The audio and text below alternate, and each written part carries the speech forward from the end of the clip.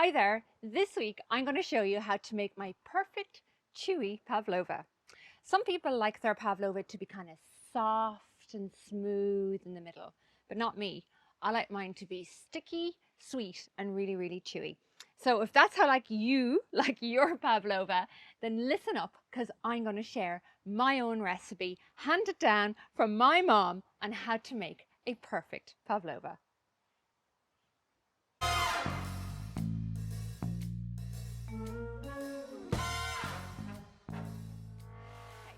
So we're outdoors again today, probably as the summer retreats, and we're watching the rain clouds come over the top of the horizon. So I'm going to get straight to it.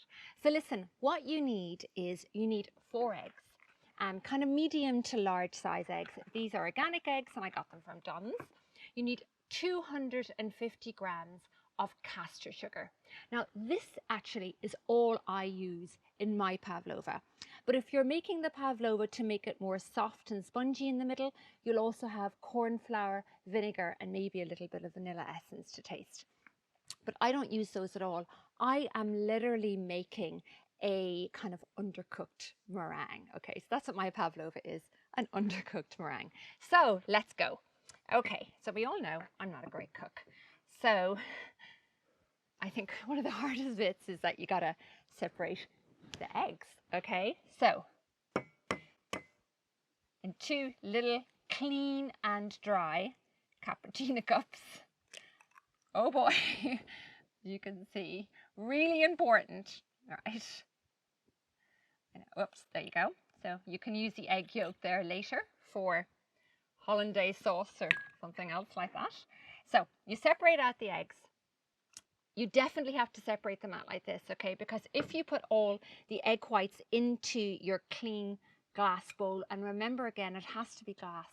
I don't know the science behind it, but you can't actually whip up the meringue mix for pavlova in a plastic bowl or in a metallic bowl. So it has to be a clean glass bowl. So in goes egg white number 1, okay? And then you do it. You repeat 4 times in a row. So there goes. Get all the lovely white out. Separate out the yolk. And again, because you're putting them in one at a time, you know with a certain degree of confidence that you're not going to get any egg yolk into this mixture here, because that means then that the eggs just won't beat up for you. And I find if I get overconfident and beat them all into the big bowl, look, sometimes you open up an egg and the yolk can be damaged, there can be a bit of blood in it, and all of those things cause problems when you're trying to make the perfect chewy pavlova.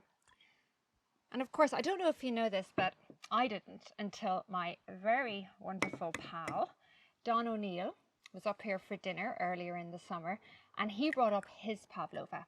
Now, his pavlova is the more classic pavlova. It's soft and spongy in the middle, and it was absolutely gorgeous. But he shared with me the story behind where pavlovas originally come from. And actually, did you know they come from a beautiful ballerina called Anna Pavlova, and she was touring Australia and New Zealand in about 1926, I think it was. She wanted something light and sweet to have, and the chef in the hotel made her pavlova because it was light and it was sweet and it's also gluten-free. But apparently it was also inspired by the tulle of her costume as well. So there you go. Food and fashion. What more do we want? Okay, so now to the hard bit.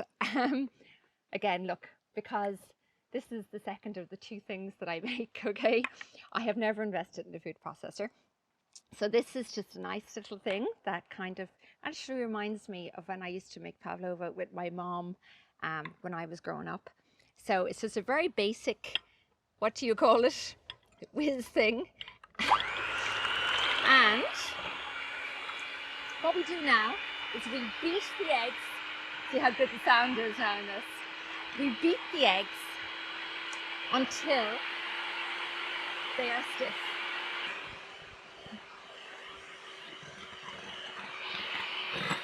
Now, okay, so So that took approximately a minute, okay? And if you can see, the eggs now, they are kind of glossy on the top and they form very, very light peaks. This is a little bit like the kind of the foam that I make on my latte art, okay? So what we do next is we add 250 grams of castor sugar, okay? So you can buy castor sugar absolutely anywhere. Keeps in the press forever. So 250 grams of castor sugar. And the trick is you need to add it slowly. So when you're beating up the eggs, what you've actually done is you've actually beaten air into the eggs. So when you put the castor sugar in, you don't want to actually lose any of that air or fluffiness. So here we go.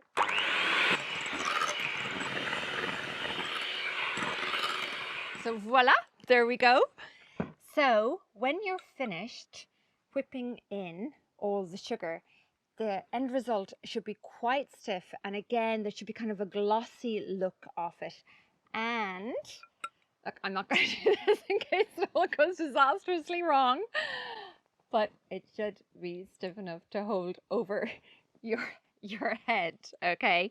Now look, there's an awful lot of sugar in pavlova, but you know, I'm one of the kind of the school of the old-fashioned, in that I think that, you know, a little bit of what you like is perfectly okay for you. So don't use those awful artificial, you know, saccharin, you know, aspartame substitutes. I think first of all, they probably give you cancer. Secondly, they feck up the way your body actually breaks down. I've never used them. They taste awful. So just go for old-fashioned sugar.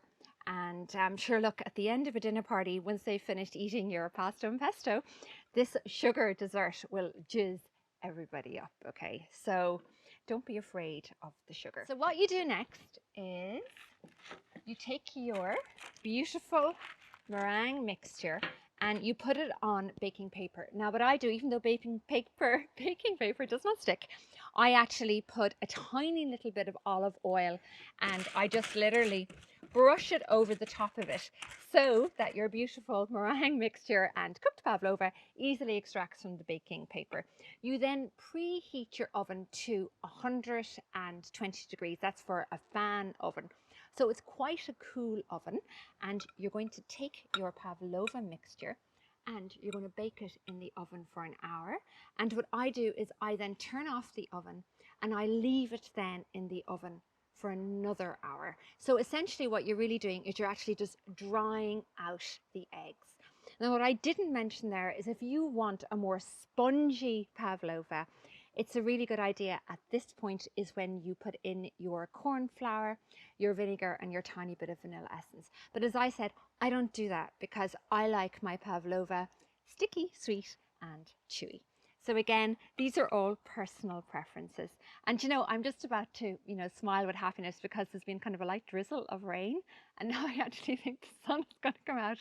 So we're going to have lots of fun with the exposure of this thing.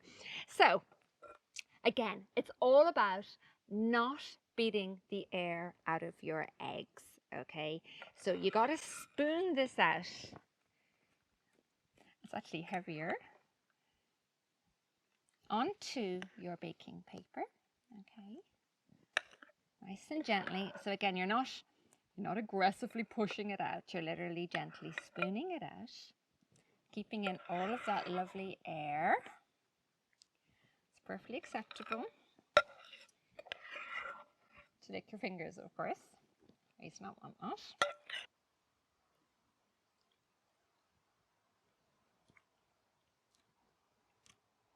It's gorgeous. Okay, so it's really nice. It's nice even uncooked. Okay, whoops. Okay, but obviously keep these kind of recipes inside the family. But I mean, any germs that I might have put on it there, I'm sure the oven will hopefully kill them. So what you do, you just give it peaks. Now look, if I was entertaining more than 4 people for dinners, I would make this, I'd just double the quantities and I cook 2 of them. and then I'd actually just put them together like a pavlova cake. But if you've got 4 people for dinner, this is loads. So one more for look. And so look, it really is that simple. It takes about 5 minutes to prepare, from breaking the eggs to whipping it up. You just take it, you put it into the oven, you cook it at 120 for an hour, and then you leave it in a cooling oven then just to dry out the meringues a little bit more for another hour. You take it out. I always kind of leave it on the baking paper for about another 20 minutes and I take it out of the oven. I carefully remove it. I put it onto a wire rack and then I let it cool completely. If I'm entertaining, because I'm so super organized, I always make the pavlova the night before, and it keeps perfectly overnight as well. So that all you have to do then, when your guests arrive and they've had their pasta with my pesto and they're feeling full and they want something to kind of, sugar them up, you literally take out the pavlova, you just whip up dairy cream and you add fruit. So listen, I normally serve just with strawberries, but of course you can use blueberries, raspberries, whatever you want, kiwis, whatever you want. So look, what a simple dessert. I've been making it, thanks to my mom, for about 25 years since I left home, and it's always a crowd pleaser. It works every single time. And also, if you have guests that have certain allergies, it is gluten-free as well. So listen, give it a shot at home. Let me know how you get on. And thanks so much for joining me and listening to me.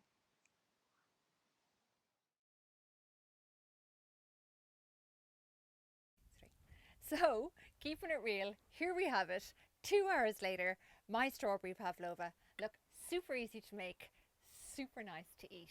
Enjoy.